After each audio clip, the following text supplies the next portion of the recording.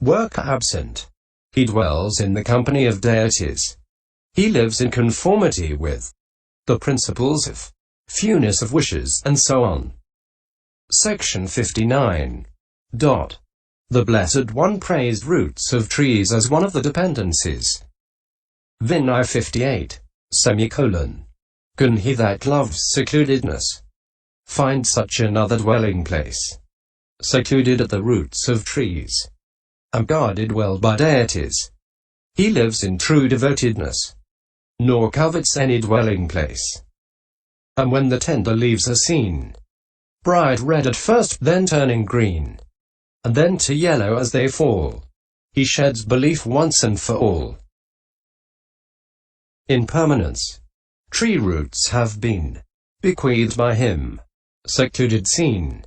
No wise man will disdain at all, for contemplating rise and fall. This is the commentary on the undertaking, directions, grades, breach, and benefits in the case of the tree root dwellers practice. Section 60. X. The open-air dwellers practice is undertaken with one of the following statements.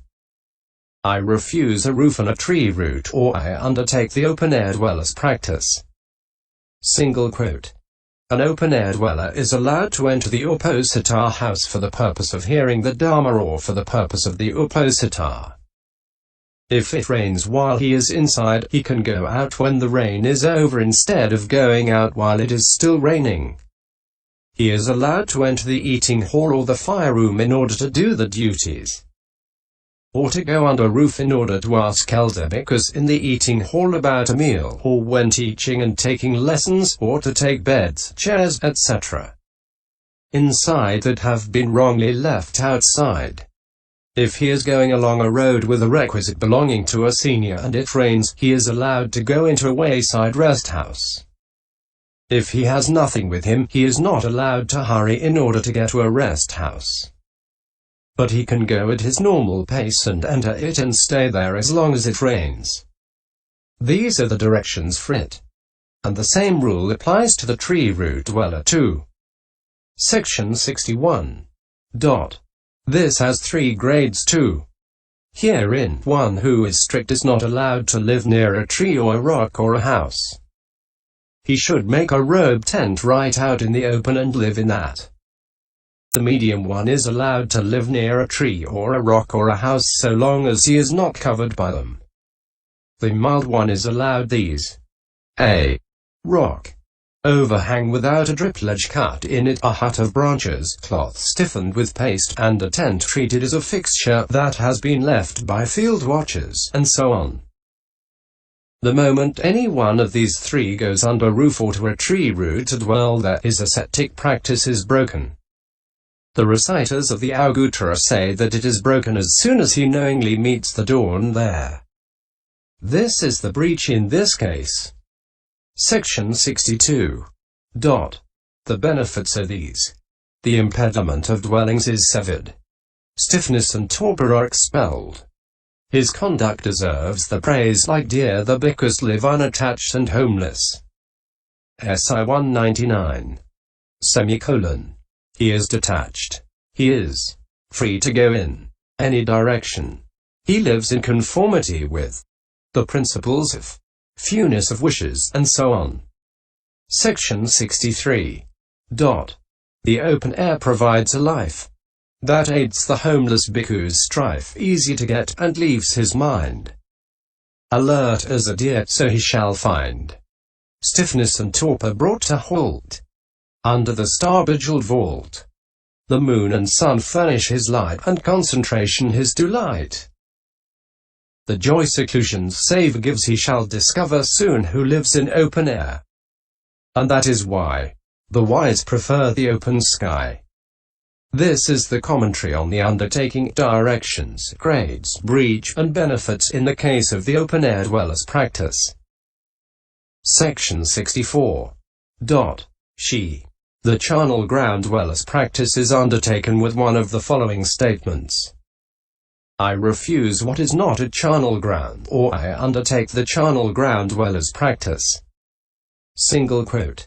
Now, The charnel ground dweller should not live in some place just because the people who built a village have called it the charnel ground, for it is not a charnel ground unless a dead body has been burnt on it. But as soon as one has been burnt on it, it becomes a charnel ground. And even if it has been neglected for a dozen years, it is so still. Section 65. One who dwells there should not be the sort of person who gets walks, pavilions, etc. built, has beds and chairs set out and drinking and washing water kept ready, and preaches Dharma. For this ascetic practice is a momentous thing. Whoever goes to live there should be diligent, and he should first inform the senior elder of the order or the king's local representative in order to prevent trouble. When he walks up and down, he should do so looking at the pyre with half an eye. On his way to the charnel ground, he should avoid the main roads and take a bypath. He should define all the objects there while it is day, so that they will not assume frightening shapes for him at night. Even if non-human beings wander about screeching, he must not hit them with anything. It is not allowed to miss going to the charnel ground even for a single day.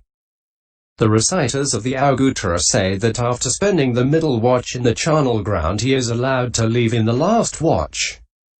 He should not take such foods as sesame flour, peas pudding, fish, meat, milk, oil, sugar, etc., which are liked by non-human beings. He should not enter the homes of families. These are the directions for it. Section 66.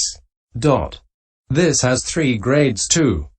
Herein, one who is strict should live where there are always burnings and corpses and mourning. The medium one is allowed to live where there is one of these 3. The mild one is allowed to live in a place that possesses the bare characteristics of a charnel ground already stated. When any one of these 3 makes his abode in some place not a charnel ground, his ascetic practice is broken.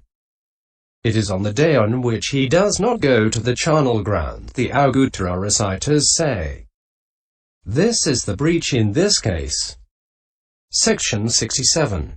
The benefits are these. He acquires mindfulness of death. He lives diligently.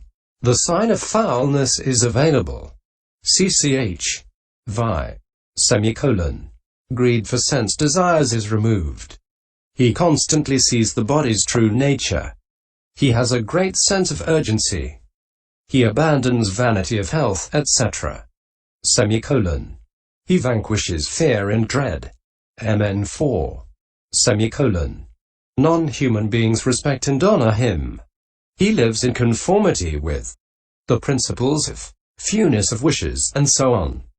Section 68. Even in sleep the dweller in a charnel ground shows naught of negligence, for death is ever present to his thought. He may be sure there is no lust after sense pleasure preys upon his mind, with many corpses present to his gaze. Rightly he strives because he gains a sense of urgency, while in his search for final peace he curbs all vanity. Let him that feels a leaning to nibbana in his heart embrace this practice, for it has rare virtues to impart. This is the commentary on the undertaking, directions, grades, breach, and benefits in the case of the charnel ground dweller's practice. Section 69. XII. The any bed uses practice is undertaken with one of the following statements.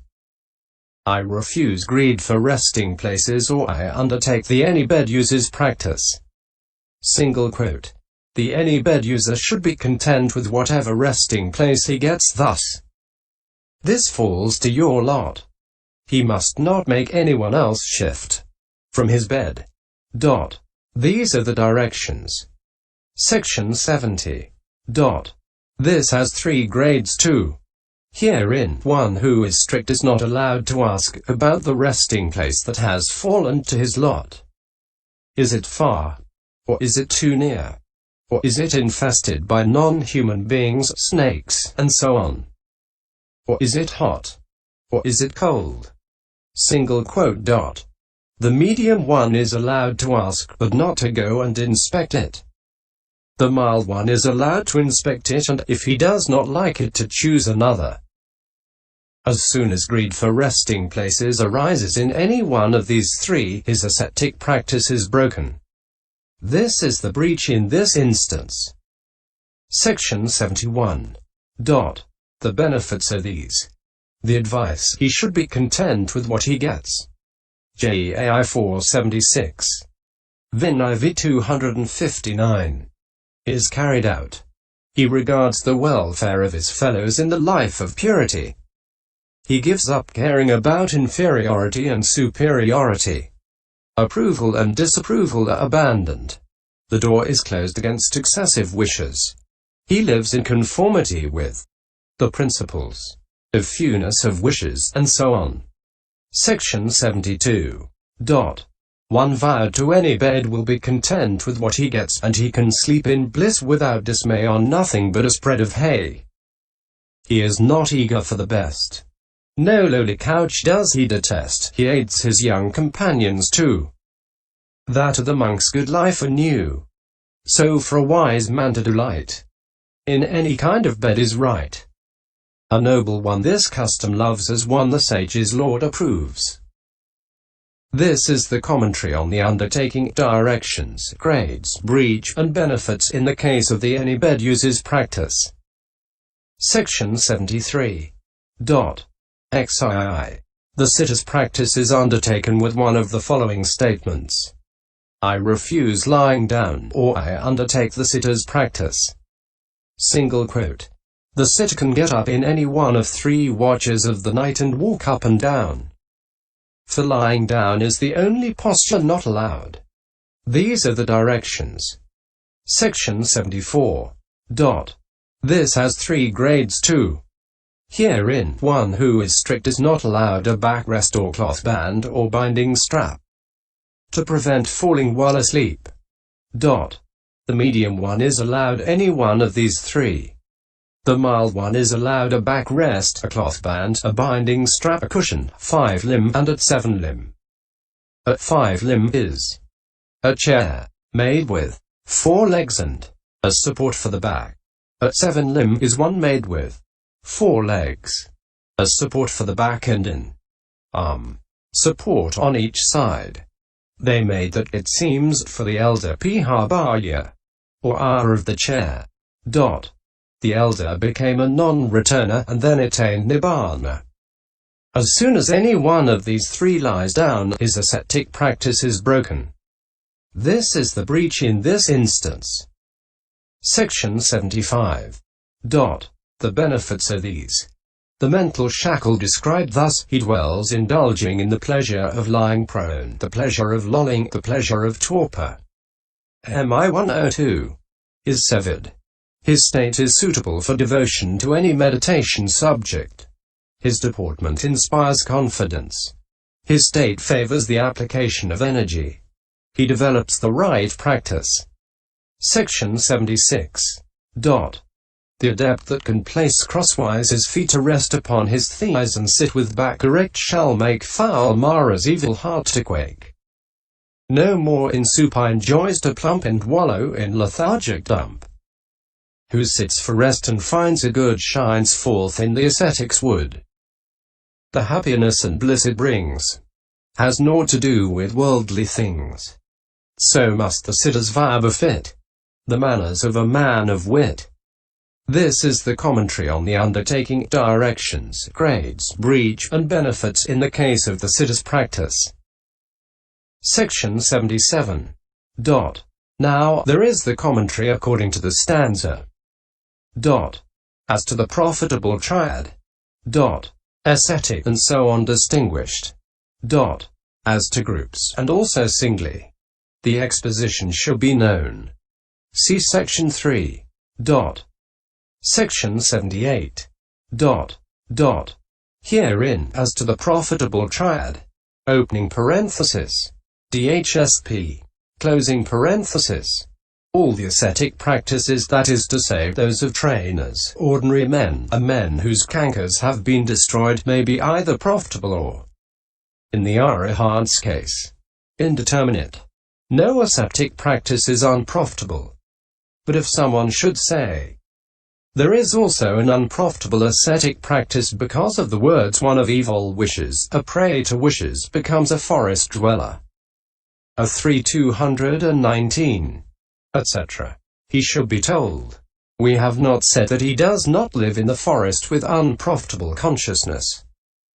Whoever has his dwelling in the forest is a forest dweller, and he may be one of evil wishes or of few wishes. But as it was said above, Section 11. They are the practices, aòga, of a bhikkhu who is ascetic. Dhuta, because he has shaken off. Dhuta, defilement by undertaking one or other of them, or the knowledge that has got the name ascetic. Dhuta, because it shakes off. Dhunana, defilement is a practice, aòga, belonging to these, thus they are ascetic practices. Dhutaòga, or alternatively, they are ascetic. Dhuta, because they shake off. Niddhunana, opposition and their practices. Aòga, because they are away. Paþipatti. Now, no one called ascetic on account of what is unprofitable could have these as his practices. Nor does what is unprofitable shake off anything, so that those things to which it belonged as a practice could be called ascetic practices. And what is unprofitable does not both shake off cupidity for robes, etc., and become the practice of the way. Consequently, it was rightly said that no ascetic practice is unprofitable.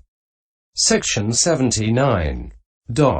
And those who hold that an ascetic practice is outside the profitable triad 18 have no ascetic practice as regards meaning. Owing to the shaking off of what is non-existent, could it be called an ascetic practice? Also, there are the words proceeded to undertake the ascetic qualities in 3:15, and it follows 19 that those words are contradicted. So that should not be accepted.